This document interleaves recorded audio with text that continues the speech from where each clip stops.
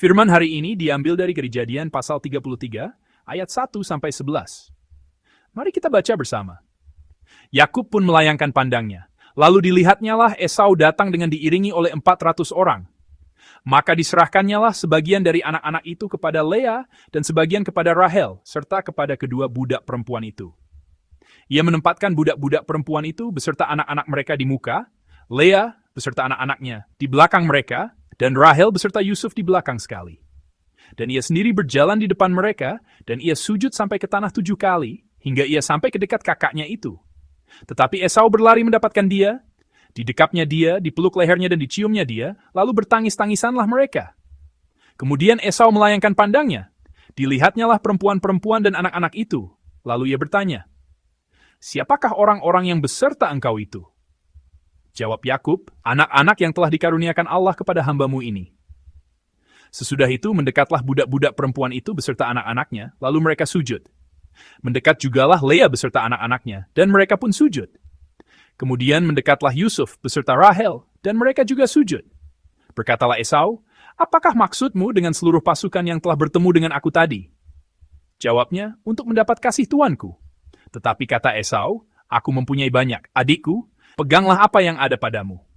Tetapi kata Yakub, "Janganlah kiranya demikian. Jikalau aku telah mendapat kasihmu, terimalah persembahanku ini dari tanganku, karena memang melihat mukamu adalah bagiku serasa melihat wajah Allah, dan engkau pun berkenan menyambut aku. Terimalah kiranya pemberian tanda salamku ini yang telah kubawa kepadamu, sebab Allah telah memberi karunia kepadaku, dan aku pun mempunyai segala-galanya." Lalu dibujuk-bujuknyalah Esau, sehingga diterimanya. Amin.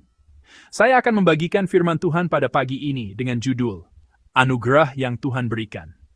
Yakub kembali bertemu dengan Tuhan secara mendalam di tepi sungai Yabok. Pertemuan ini mengubah hidup Yakub sepenuhnya.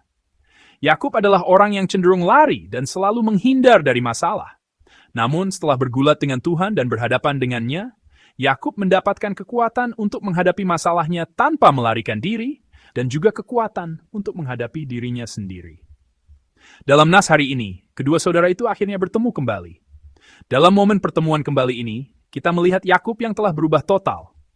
Mari kita baca bersama ayat 2 dan 3. Ia menempatkan budak-budak perempuan dengan anak-anak mereka di muka, Lea dengan anak-anaknya di belakang mereka, dan Rahel dengan Yusuf di belakang sekali. Dan ia sendiri berjalan di depan mereka, dan ia sujud sampai ke tanah 7 kali, hingga ia sampai ke dekat kakaknya itu. Amin. Apakah Anda menemukan sisi yang berbeda dari Yakub? Jika kita membandingkan posisi Yakub dalam kisah sebelumnya dengan posisinya dalam nas hari ini, kita dapat melihat bahwa Yakub sekarang berada di posisi yang sama sekali berbeda. Sebelumnya, ia menempatkan keluarga dan ternaknya di depan, sementara ia sendiri berada di barisan paling belakang. Namun, dalam nas hari ini, Yakub berjalan paling depan dari seluruh rombongan. Ayat 3 menegaskan, dan ia sendiri berjalan di depan mereka. Ayat ini memperjelas posisi baru Yakub. Yakub yang tadinya berada paling belakang, yang siap melarikan diri kapan saja demi menyelamatkan nyawanya, kini adalah Yakub yang berjalan paling depan. Di antara kedua gambaran ini, ada pengalaman Peniel. Setelah mengalami Peniel, Yakub mengaku, "Aku telah melihat Allah berhadapan muka, tetapi nyawaku tertolong." Pengalaman selamat setelah berhadapan muka dengan Allah, memberinya keberanian untuk berhadapan dengan Esau. Orang yang tadinya hanya memikirkan cara melarikan diri dari barisan belakang, kini menjadi orang yang berani melangkah maju ke depan. Begitu pentingnya sebuah perjumpaan yang mendalam dengan Tuhan. Situasinya tidak berubah, tetap sama. Esau tetap datang dengan membawa 400 orang. Pengalaman di Peniel tidak membuat 400 orang itu menjadi 200 orang, atau menjadi 50 orang.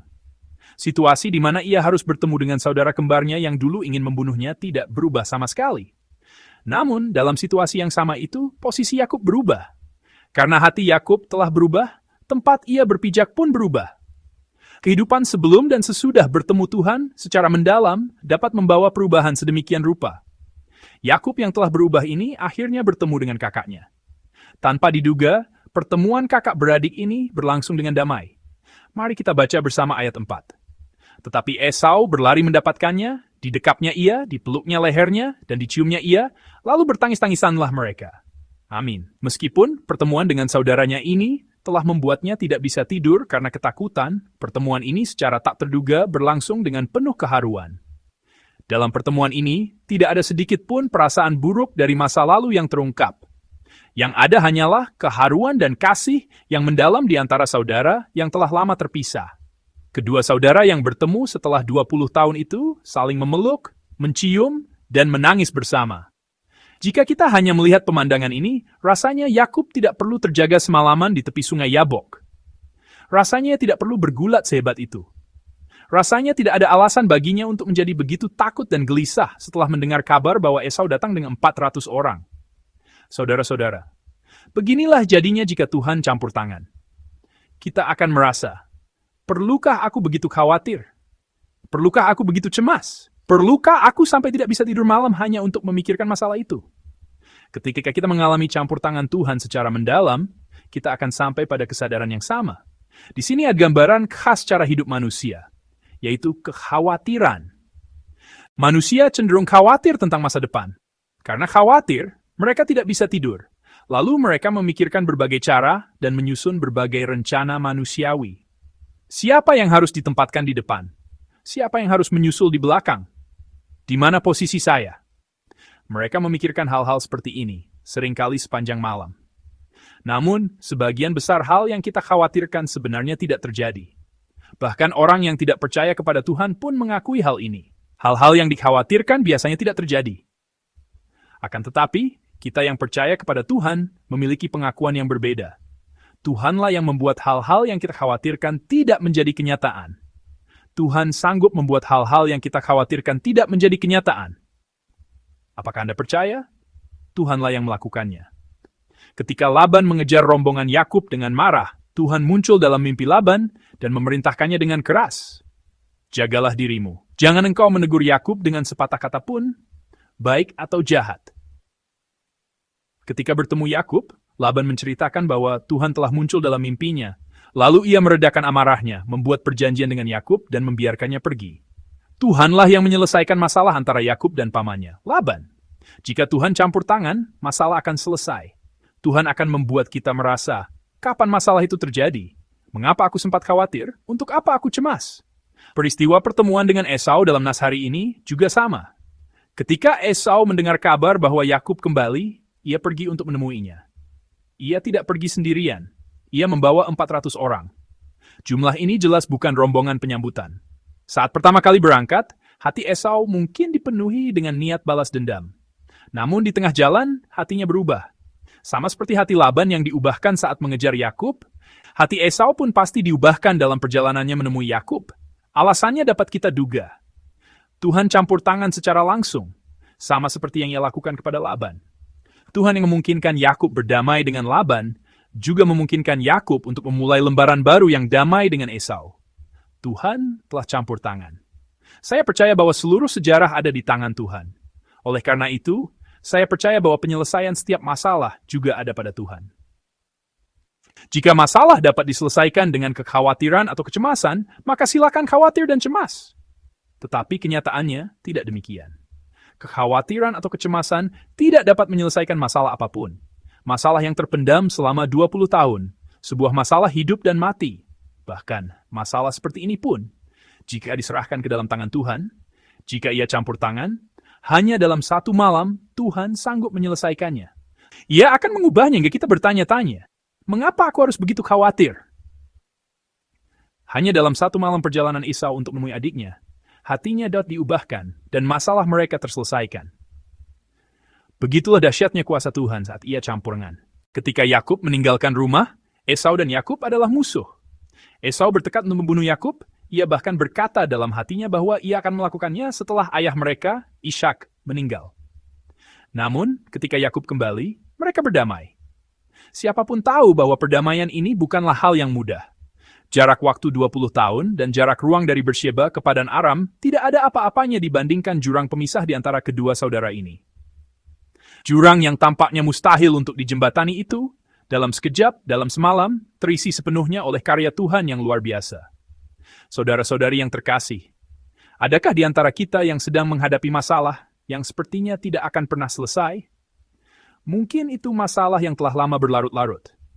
atau hubungan yang renggang dengan jurang pemisah yang tampaknya mustahil untuk dijembatani. Namun, percayalah, tidak ada masalah yang tidak dapat diselesaikan, karena kita memiliki Tuhan. Jika Tuhan kita campur tangan, masalah yang sudah lama terpendam pun dapat diselesaikan hanya dalam satu malam.